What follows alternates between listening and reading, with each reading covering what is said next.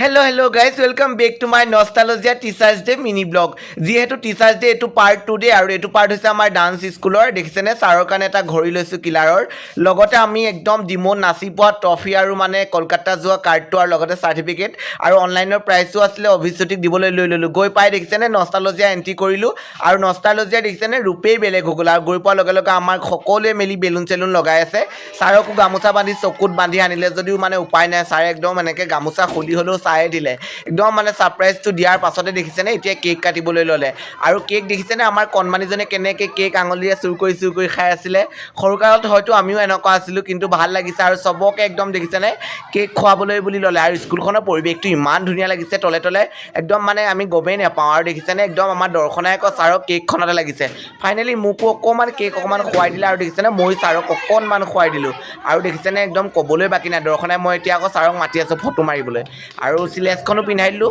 চিলেজখন আকৌ আমাৰ কলেজৰ টিচাৰলৈ বনাওঁতে মই ছাৰলৈ ইমান হেঁপাহত লগতে বনাই আনিছিলোঁ কিন্তু কেক কটাৰ সময়তে পিন্ধাব লাগিছিলে পাহৰি গ'লোঁ দেই ৰাইজে সেইকাৰণে এতিয়াই পিন্ধাই দিছোঁ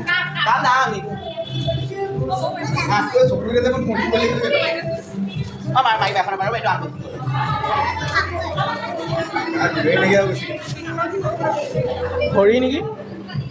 মোৰ মানে ঘড়ী ঘড়ী ঘড়ী ঘড়ী ঘড়ী ঘড়ী মই ঠিকে ধৰিছোঁ ঘড়ী